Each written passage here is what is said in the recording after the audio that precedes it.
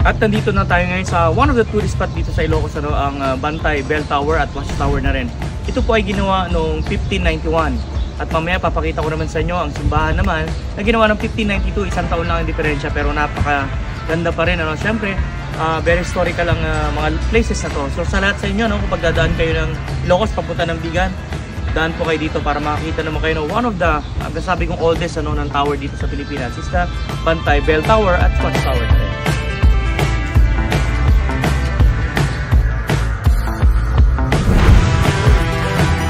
Okay, nandito tayo ngayon sa Calle Crisologo, one of the oldest street or kumbaga one of the tourist spot dito yan sa parte ng Vigan. Dahil naman, marami pa rin. Kahit mainit ang panahon, may mga turista pa rin. Pero mas maraming tao dito pag gabi. So, I think pang 4 na beses mo na, pang 5 na, Hindi nyo naman ang transportation dito. Kalesa pa rin, Classic. Oldest but goodies. At syempre ito ay nagawa, at saka naging okay. Open na noong 1572. Ngayon 2024 na, napakaganda pa rin. At napakaganda ng mga taga-Vigan.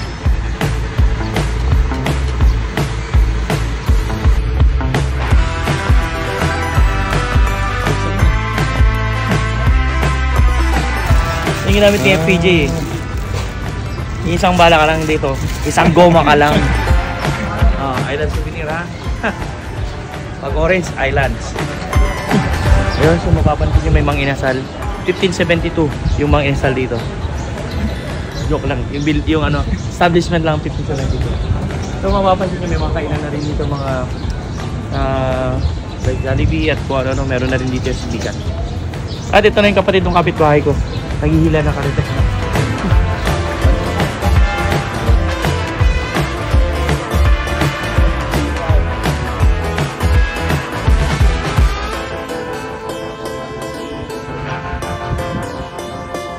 Kahit tag-init, kaya, laban lang ang buhay. Kaya pa, di ba? Kaya pa lang. Good job.